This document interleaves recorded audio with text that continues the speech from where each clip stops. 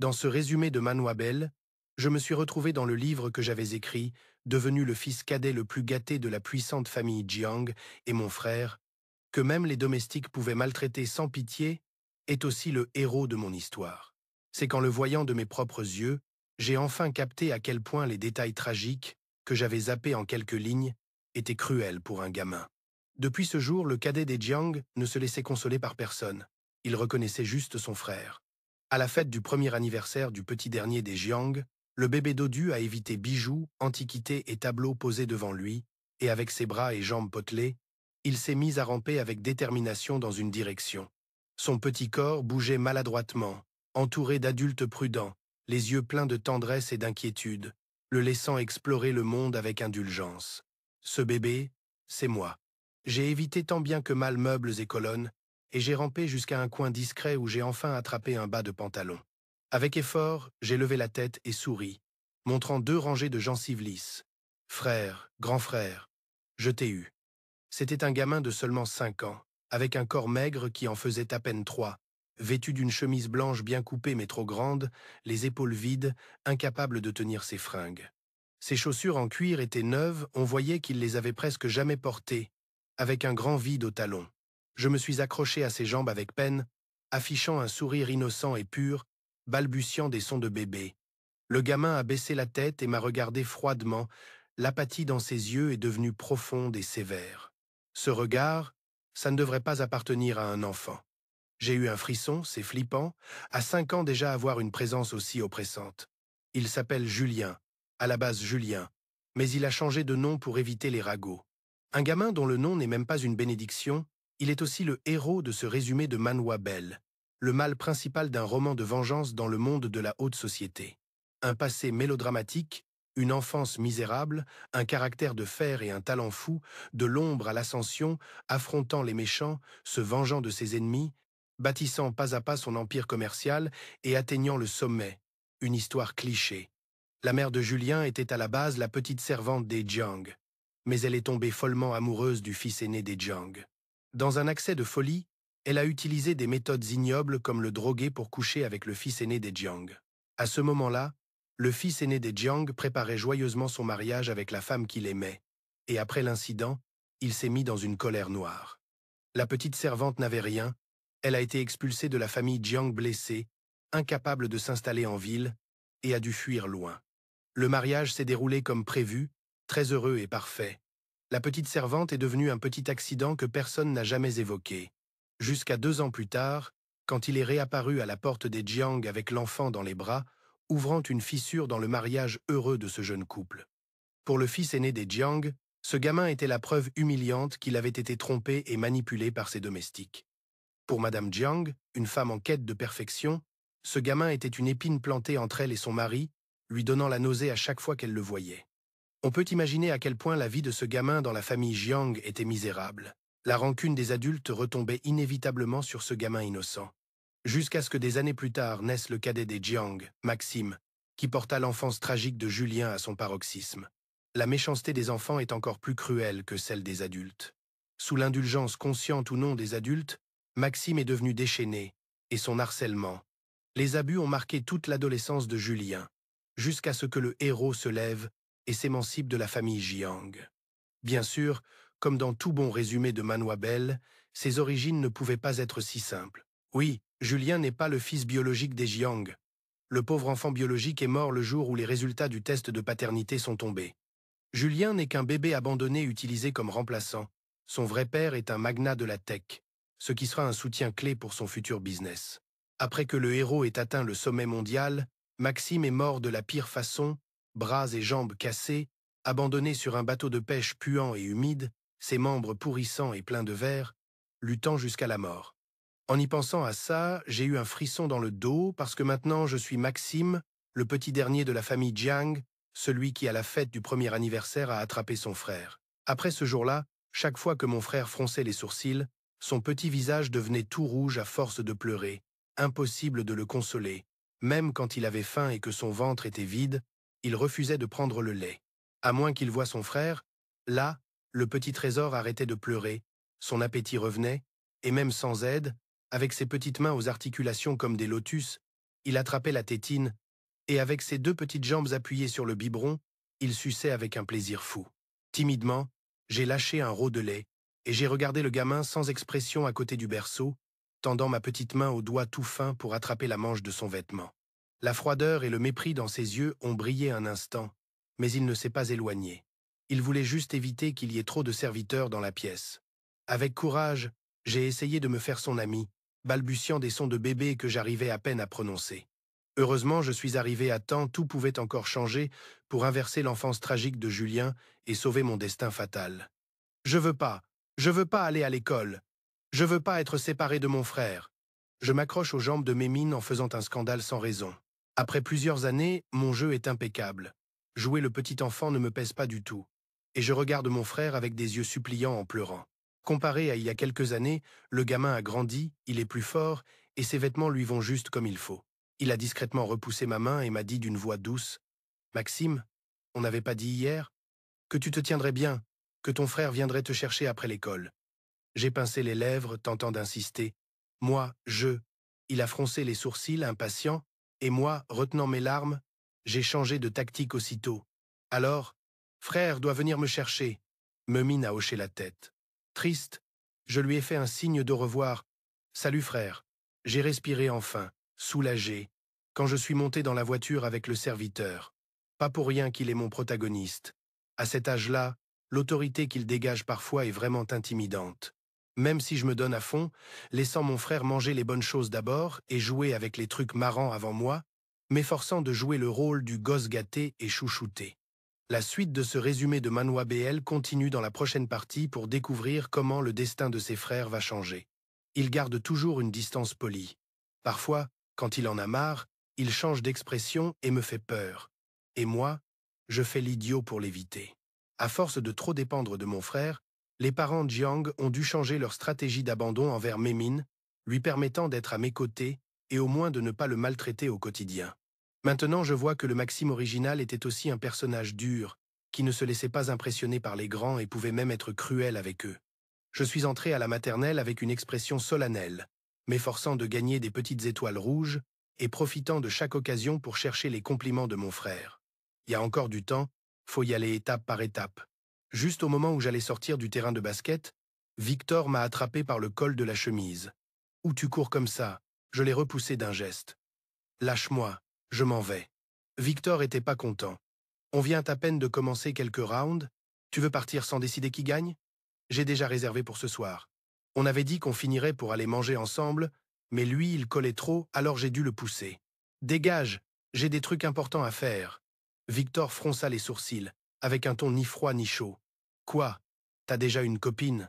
Je me suis retourné et j'ai couru. C'est l'anniversaire de Mémine aujourd'hui, et je rate jamais ça.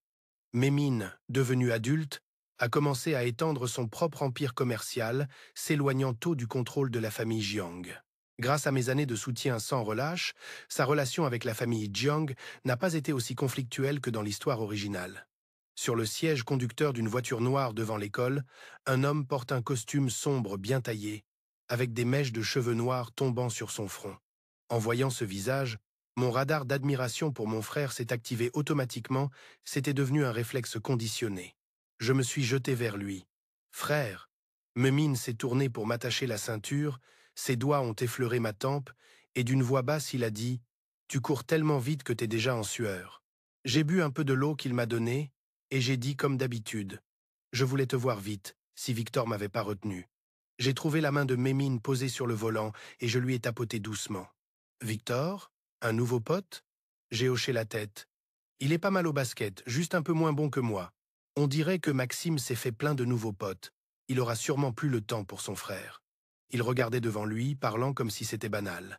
Je me suis redressé et j'ai répondu sans réfléchir. « Comment ça se peut ? Bien sûr que t'es le plus important. T'es le sujet principal de ma vie. » Sa grosse main s'est posée sur ma tête, me caressant pendant qu'il laissait échapper un petit rire. J'étais trop content de cette belle scène de frères tendres et respectueux. C'était pas facile à avoir, ce moment-là. Le changement dans ma relation avec Mémine a commencé par un accident imprévu. Sur la route de montagne vers la maison de vacances, il y a eu un gros retournement. Le conducteur est mort sur le coup, la jambe de Mémine est restée coincée, et moi seul pouvais bouger. L'odeur d'essence et de feu m'a complètement vidé la tête. À ce moment-là, entre la vie et la mort, Mémine, à peine ado, avait l'air prêt à lâcher prise, avec une expression calme, pars. Mes larmes ont coulé aussitôt. Un mal indescriptible m'a envahi le cœur. En pleurs, je suis sorti par la fenêtre brisée. Quelques minutes plus tard, un bâton rouillé à la main, je suis rentré en pleurant, cherchant un endroit pour le glisser, et avec toute ma force, j'ai essayé d'ouvrir un peu d'espace, pensant juste « Mon frère peut pas crever ici ». Mes paumes saignaient, le nez qui coulait, les larmes sur le visage. Jamais je laisserai mon frère mourir. Au moment où on a réussi à sortir de la voiture, un enfer de flammes s'est déclenché derrière nous. Survivant du désastre, j'ai serré fort la main de Mémine et j'ai pleuré sans retenue, sans savoir si c'était par peur ou parce que le manque de volonté de vivre de Mémine m'a fait réaliser qu'il n'était pas heureux dans le monde que j'avais créé. C'était la première fois que Mémine me tendait la main volontairement, me serrait dans ses bras et disait « N'aie pas peur ». Chaque année, pour l'anniversaire de Mémine, on est juste nous deux, pas comme dans ma famille Jiang qui fait une grosse fête chaque année, parce qu'à part moi, personne ne se souvient de son anniversaire. C'est pour ça que ça me faisait tellement mal et que je m'accrochais à toutes sortes de rituels. Gâteaux, cadeaux, bougies, vœux, ce que les autres ont, mon frère doit aussi avoir. Puis j'ai commencé à simplifier les étapes petit à petit. La table était mise avec de la bonne bouffe réservée à l'avance, mais il manquait un truc. Mes yeux restaient fixés sur la cave à vin. Avec envie, j'ai souri et dit « Frérot, on ouvre une bouteille, y a que du bon vin là-dedans. » Mon cœur battait fort d'excitation. Après un demi-verre, je pouvais plus dire si c'était bon ou pas. Je sentais juste que c'était trop cool d'être adulte. Même si je kiffe la relation qu'on a maintenant avec Mémine, j'ai quand même un peu de peine. Les règles étaient hyper strictes, je pouvais pas fumer, je pouvais pas boire, ni arriver en retard à l'école. Je pouvais pas avoir de copine, un tas de règles que je pouvais pas enfreindre parce que Mémine en colère, ça foutait la trouille. Après avoir mangé et bu, quelqu'un m'a pris le verre vide des mains. Mémine m'a tiré de ma chaise et a dit « Maxime, t'es bourré ». Étourdi, je me suis appuyé contre son torse, serrant fort le verre sans vouloir le lâcher. J'ai entendu Mémine, avec un ton de résignation et d'indulgence, dire « Tu peux plus continuer à boire, je te ramène dans ta chambre ». Je voulais pas lâcher, fixant l'horloge murale qui faisait tic-tac pas loin. Les aiguilles se sont alignées et j'ai souri bêtement. C'est minuit. Joyeux anniversaire, frérot. Et je lui ai donné un coup sur le torse. Sans voir le changement soudain dans ses yeux, ses bras m'ont serré fort et je me suis enfoncé dans son torse. Un soupir retenu est échappé de sa gorge. Quand je me suis réveillé, c'était déjà tard dans l'après-midi, j'ai sorti mon portable et vu un message de Mémine. Le frère a dit qu'il est allé à l'entreprise, il va rentrer tard. J'ai réchauffé un peu la bouffe sur la table avant de manger et je lui ai répondu avec un sticker mignon. D'après mon histoire, la carrière de Mémine en était à ses débuts. Il était censé être super occupé, mais en vrai il avait l'air plutôt tranquille. Et il avait encore le temps de me gronder, c'est clairement un héros avec un caractère de lapin. Je me suis douché et j'ai mangé un peu sans trop faire gaffe. Je voulais jouer à un truc pour passer le temps quand j'ai vu que Victor m'avait envoyé une localisation. Victor, là que toses ma frontière? Maxime a dit « Attends que j'arrive ». Et j'ai répondu d'un ton féroce. Je me suis changé et je suis sorti, l'école est super proche de chez moi. C'est Mémine qui a choisi la maison pour que j'ai moins de galères pour aller en cours. Même si j'ai aussi demandé un dortoir, j'y ai presque jamais vécu. Quand je suis arrivé, Victor et les autres avaient déjà fait plusieurs parties. Victor est venu me taper sur l'épaule. « Ça va, tu abandonnes ?» On était tous les deux en sueur. Je l'ai poussé avec une tête de blasé et je lui ai dit de se barrer. Il s'est redressé et m'a fixé avec un regard moqueur. « Qu'est-ce que t'as à la bouche ?» Je me suis léché les lèvres et j'ai répondu. Depuis que je me suis levé, j'avais les lèvres qui brûlaient et un peu gonflées. « Ça doit être une inflammation. » Victor a plissé les yeux et a dit « Ouais, inflammation, c'est sûr. » Je l'ai regardé, un peu perdu. Il parle bizarrement ces derniers temps, avec un ton sarcastique chelou. J'ai voulu passer mon chemin pour aller me doucher, mais il m'a attrapé et m'a pas lâché. Sur la colline de la rue Sud, ils ont ouvert un nouveau spot. La bouffe est bonne. On va boire un coup? J'ai hésité un instant. Après le sport, j'avais trop faim, et Jiang Yan n'allait pas revenir de sitôt de toute façon. Alors j'ai dit oui et j'ai dévoré la bouffe. J'ai zappé la bière que Victor me proposait, il a secoué la bouteille et a dit « Pourquoi tu bois pas ?» J'ai avalé et j'ai hoché la tête. Mon frère me laisse pas. Victor a fait une tête genre « C'est quoi ce bordel ?»« Hé, regarde-moi, t'es un gamin. Ton frère te contrôle trop, non? Je lui ai lancé un regard et j'ai rien dit. Qu'est-ce qu'il en sait? Quelqu'un qui n'a pas de frère. Après avoir mangé et bu, ils m'ont encore fait jouer à des jeux de société pour bourrer, et je perdais toujours. Alors, dans la rue, en regardant avec une tête toute mignonne le grand dragon éteint au loin, il y avait juste les grosses lettres qui défilaient sur l'écran LED. Bonsoir, good night, bonsoir, good night. Quelle heure il est? J'ai vite sorti mon téléphone et appuyé, il était éteint, batterie à plat. Bonsoir. J'ai ouvert la porte doucement, et par la fente, une pénombre s'infiltrait. C'était très probable que Mémine ne soit pas encore rentrée. En espérant ça, j'ai marché à pas de loup dans le hall, et une forte odeur de tabac m'a frappé. Mon cœur a fait un bond, et sans m'en rendre compte, j'ai avalé ma salive. Mémine fume presque jamais. Fumer, ça veut dire qu'il est vraiment, vraiment mal. Dans le salon, il n'y avait que 2 lampes à lumière chaude allumées, qui projetaient la silhouette sombre d'une personne. Mémine était dos à la lumière. On voyait pas son expression. Il avait encore sa veste de costume de boulot. Il avait l'air super froid, et la lumière dans ses doigts clignotait. Avec un sentiment de culpabilité, j'ai humidifié mes lèvres et demandé « Frérot, tu dors pas encore ?» Des cendres de cigarettes sont tombées dans l'obscurité, et une voix sans émotion a dit « Pourquoi t'as pas répondu au téléphone ?» J'ai fait quelques pas en avant, désolé comme un gamin qui attend la fessée. Désolé, j'avais pas vu que le téléphone était à plat. Il y a eu un silence. Pendant que j'étais nerveuse, Mémine s'est levée. Tu réponds pas aux messages. Tu décroches pas. Tu rentres pas le soir. J'ai pas arrêté de me demander où t'étais, s'il y avait un truc qui s'est passé quelque part que je sais pas. En parlant, il s'est soudain approché et a relevé mon menton. Ok, t'as bu. J'ai cligné des yeux, perdu, sans courage pour discuter. J'ai juste supplié avec tristesse pour qu'il ait pitié. Frérot, c'est ma faute, je t'ai fait flipper. Mémine a lâché mon menton. Ses sourcils montraient une froideur implacable. Ne m'appelle pas frère. De toute façon, je peux pas te contrôler. Le bruit de la porte qui se ferme à clé m'a ramené à la réalité. J'ai ressenti un peu de peur, un peu de regret, et surtout une tristesse et une amertume inexplicables. Ça faisait longtemps que mon frère m'avait pas parlé sur ce ton. Le téléphone qui s'est rallumé montrait plein de messages et d'appels manqués. Frérot est sorti? Tu reviens quand, frérot? Rentre pas trop tard. T'étais où, frérot? Je viens te chercher. Maxime, décroche ton téléphone. Plus je regardais, plus je me sentais coupable. La culpabilité me débordait presque.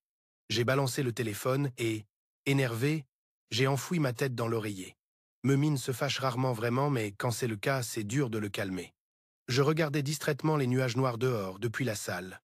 Un camarade de classe est venu. T'as pensé à quoi toute la journée? Pensé?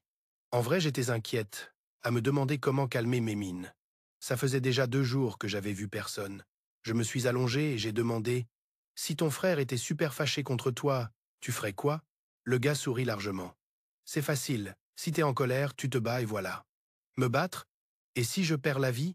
J'ai sorti mon téléphone et envoyé plein d'émojis à Mémine pour m'excuser, mais il n'a pas répondu du tout. J'ai zappé le message de Victor qui m'invitait à jouer, j'ai ramassé mes affaires et je suis parti direct chez moi dès que le cours s'est fini. Je suis resté accroupi jusqu'à minuit, jusqu'à ce que j'entende la porte s'ouvrir. Un bruit flou au milieu du vacarme de l'orage. Quand j'étais gamine, chaque orage c'était une bonne excuse pour me rapprocher de Mémine. Les gosses ont toujours peur du tonnerre. Ils se battent pour dormir avec leurs frères, ça force à se coller. J'ai posé la main sur la poignée de la porte de la chambre de Mémine, tournée doucement et ouvert. Dehors, la fenêtre du sol au plafond. Avec les rideaux à moitié tirés, les éclairs et le tonnerre explosaient. Et au moment de l'éclair, ma silhouette furtive et la bosse des couvertures sur le lit s'illuminaient. Que mon frère m'ignore, ça m'a pas dérangé. Tant que je prends l'initiative, ça va. Je suis monté sur le lit en faisant gaffe, en retenant ma honte, j'ai balancé une excuse à voix basse. Ça tonne, je veux pas dormir seul. La silhouette de Mémine de profil restait immobile.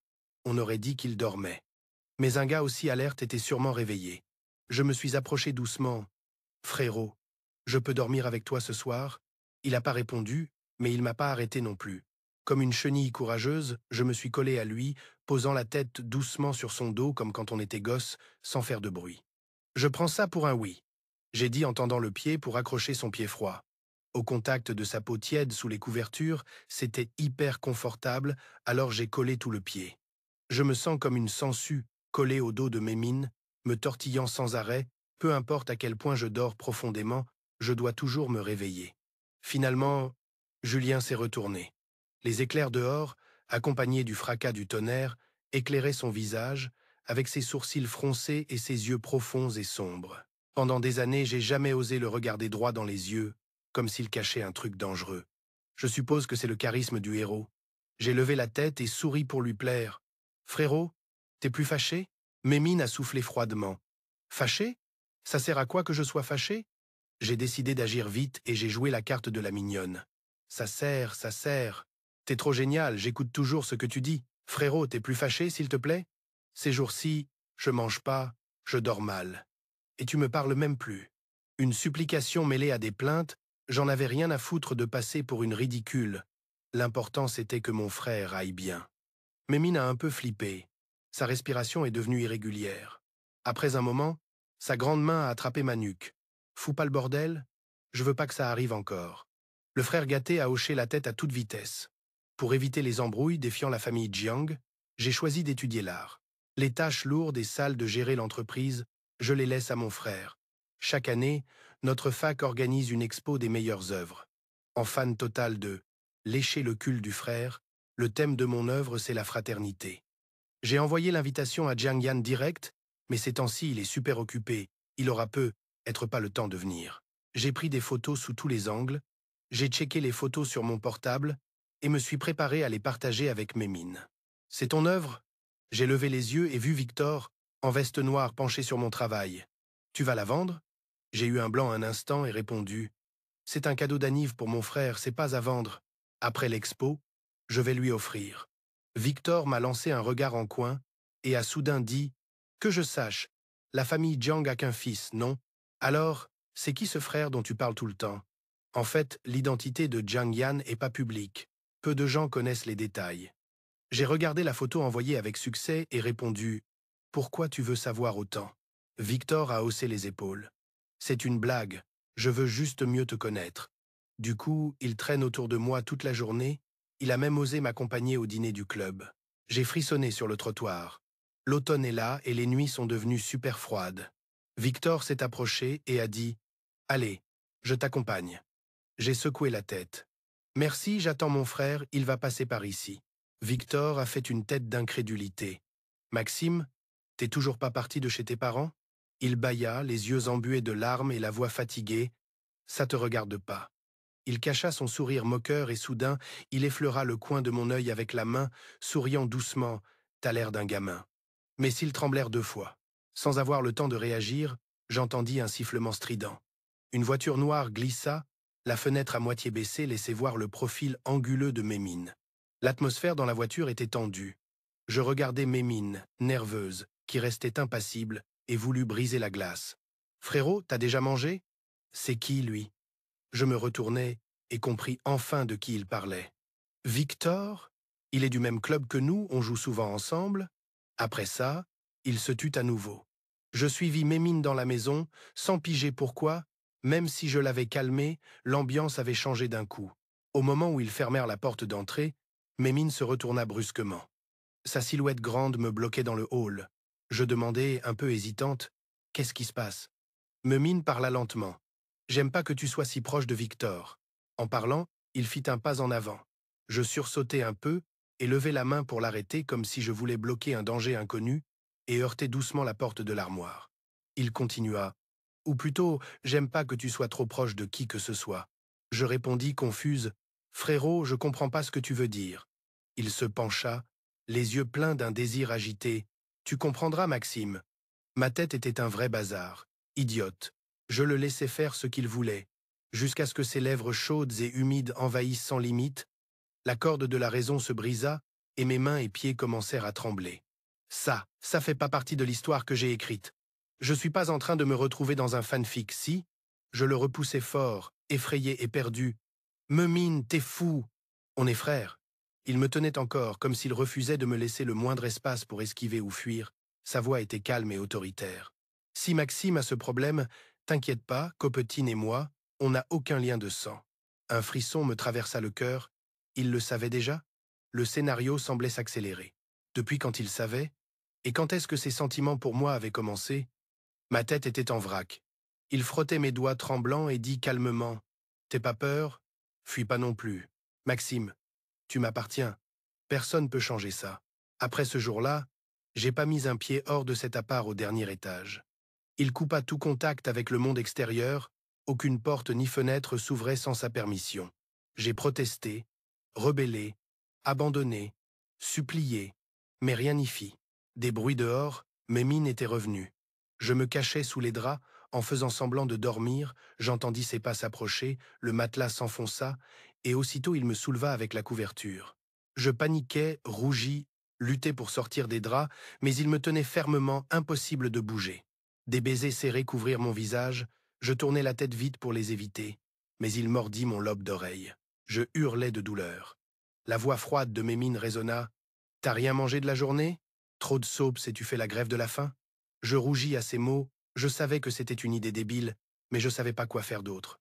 Il coupa Internet, toute la maison était équipée de caméras de surveillance, un truc que j'avais jamais remarqué avant. « Laisse-moi sortir !» Mémine rigola. « Maxime, t'es vraiment adorable. » Puis son sourire disparut. « Fous pas ton corps en l'air comme ça me ferait mal. » Instinctivement, je suppliais. « Frérot, fais pas ça, j'ai trop peur. » Mémine soupira, prononça froidement. « Mais si je te laisse sortir, tu t'enfuiras. Au lieu de ça, je préférerais que tu restes avec moi toute ta vie. » Horrifié, je réalisai que Mémine ne plaisantait pas, il parlait sérieusement.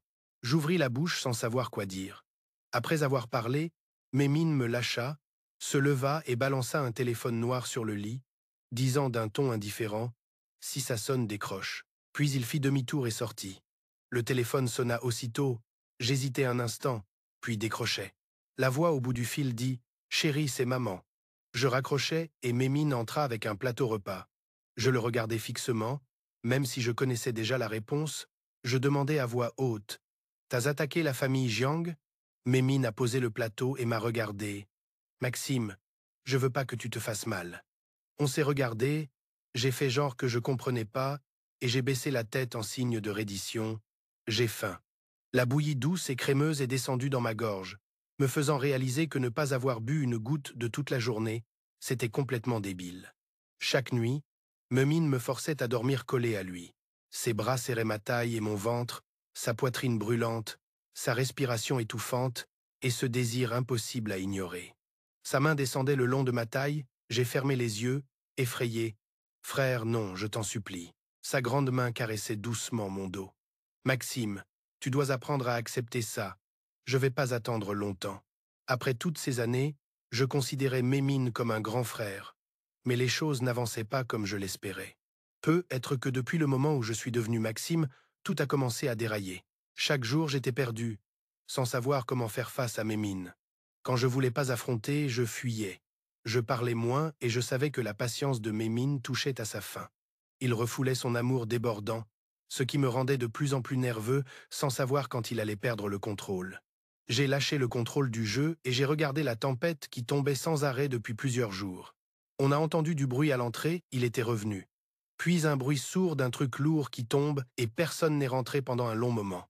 J'ai hésité un instant, mais je suis allé voir. Mémine était à moitié allongé par terre. Avec une odeur forte d'alcool, il était bourré. J'ai regardé la porte fermée à clé, sans croire qu'il pourrait sortir de cette maison juste parce qu'il était ivre.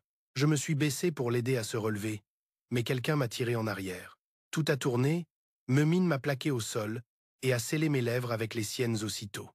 Il était comme un loup affamé qui a passé tout un hiver sans manger, avec un seul but en tête, déchirer la personne devant lui et la dévorer pour combler cette malice sauvage et débordante.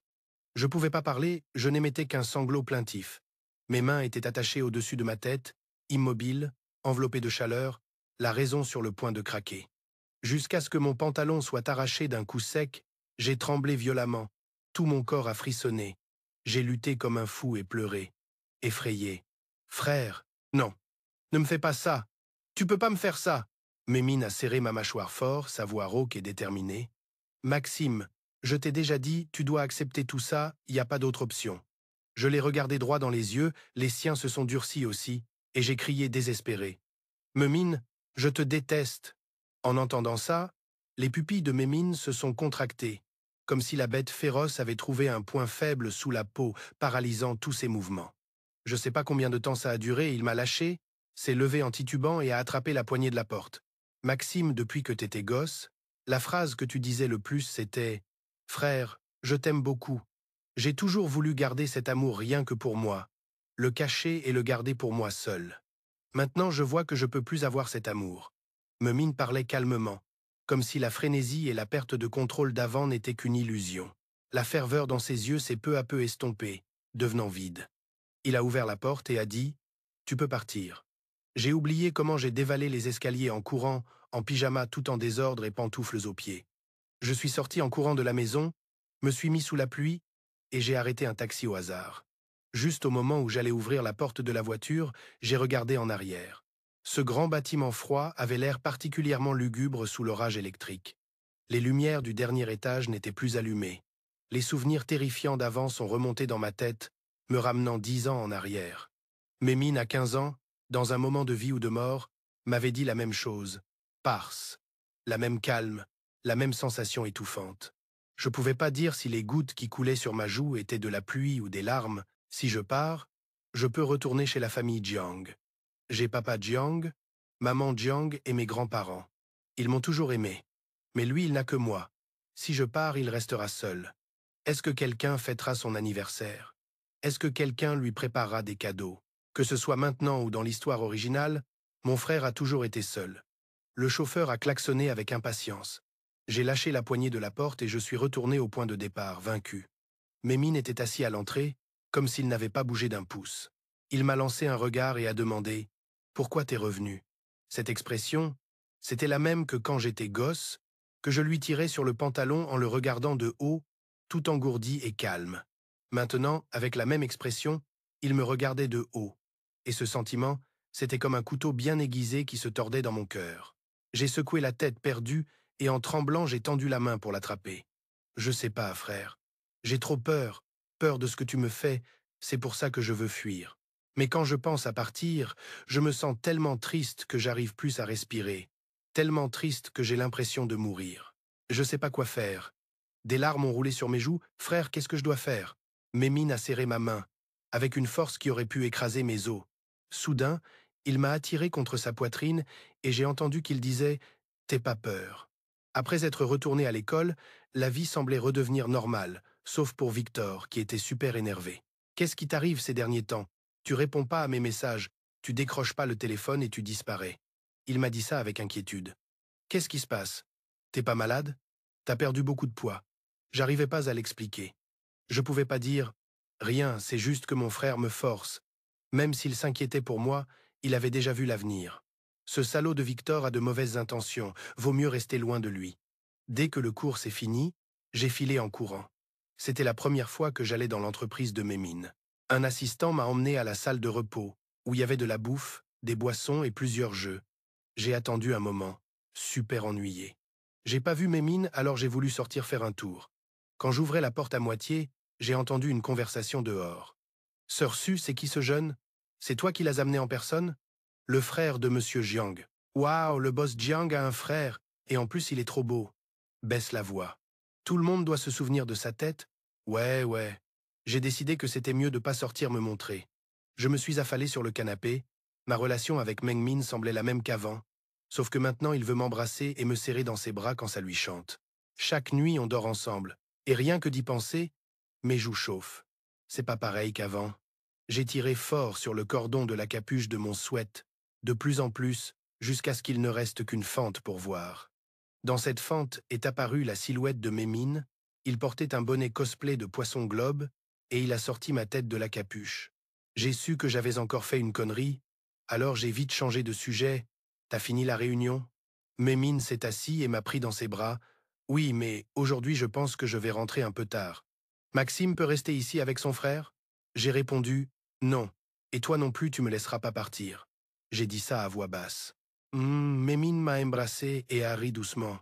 Quel obéissant. Je sais pas combien de temps est passé, mais j'ai entendu d'une voix somnolente Mémine. « Maxime, réveille-toi, c'est l'heure de rentrer. » J'ai levé la tête et j'ai vu sa mâchoire et ses sourcils familiers. Mémine a baissé la tête et on s'est frotté le nez. Sa voix était toute douce. « Chérie, on rentre à la maison. » J'ai tendu les bras pour le serrer, plongé dans un sentiment chaleureux. Peut-être que c'est pas si mal comme ça. Point de vue de Mémine 1. La première fois que j'ai ouvert les yeux, j'ai senti à quel point c'était absurde. Une vie aussi ennuyeuse et sans sens. Et pourtant fallait que je la vive encore une fois. Mais cette fois, c'était un peu différent. J'ai baissé la tête et j'ai vu ce idiot ramper à mes pieds, montrant 2 rangées de dents ridicules, vraiment agaçant. Même s'il faisait toujours semblant d'être idiot pour cacher ça, moi je voyais clair, il était comme moi. Je sais pas qui c'est, mais c'est sûrement pas ce lâche de Maxime. Je connais bien ce regard lâche, collant et dégoûtant. Ce type est un peu maladroit, mais au moins il est pas dégueu comme un poisson globe pas très futé qui nage en remuant la queue quand tu lui balances un peu de bouffe. Si c'est pas Maxime, y a pas besoin de le tuer. Le poisson globe est super collant. Toute la journée, il m'appelle « frère ». Parfois, ça m'énerve tellement que je lui lance un regard féroce et il flaire le cou, rentre la tête. C'est assez drôle. L'accident sur la route de montagne, c'était mon dernier test pour savoir ce qu'il voulait en s'approchant de moi. Il était tellement effrayé qu'il savait plus quoi faire, il pleurait sans arrêt et avait l'air vraiment pitoyable. Je lui ai dit « Va-t'en » et il a pleuré encore plus fort. Le voir pleurer et ramper dehors, j'ai pas pu m'empêcher de rire, pas de lui, mais de moi-même parce que je savais pas ce que j'attendais. Je me trompe rarement. Mais cette fois-là, j'ai pas eu raison. Il est revenu en pleurant, tellement effrayé, le nez qui coulait et les larmes partout sur le visage, criant qu'il voulait sauver son frère, et il s'était même blessé les mains. C'était tellement ridicule, et en même temps ça me faisait une tendresse inexplicable. Bon, laissons-le le sauver une fois. Point de vue de Mémine 2. Il était assis à l'entrée, regardant son téléphone, et au bout de 19 minutes, il est revenu dans mes bras, tout trempé, et les yeux rouges, tellement misérable. Je l'ai serré dans mes bras, je l'ai lavé et changé ses vêtements. Il était timide mais n'a pas refusé. Je l'ai tenu pendant qu'il se reposait dans cette nuit sombre. Aujourd'hui, il a couru et s'est mouillé, il doit être crevé, il s'est endormi vite. Je regardais son visage endormi. Ses longs cils tremblaient d'agitation de temps en temps, tellement docile et innocent. Il croit vraiment que je le laisserai partir. Ce qu'il ne sait pas, c'est que s'il s'en va, peu importe où, en moins d'un jour, il sera déjà de retour à mes côtés. 24 heures, c'est ma limite. Me saouler, c'était juste un coup monté pour lui mettre un peu la pression. Ma patience est déjà à bout, j'ai pas envie d'attendre qu'il revienne. Il est tellement obéissant, mais comme ça dehors, ils vont juste l'utiliser et le découvrir. Je l'ai serré fort et je lui ai déposé un baiser dévoué sur la tête. Maxime, dans cette vie, t'es la seule à naviguer dans le creux de ma main. Après tout, c'est toi qui es venu pour moi, et moi aussi pour toi.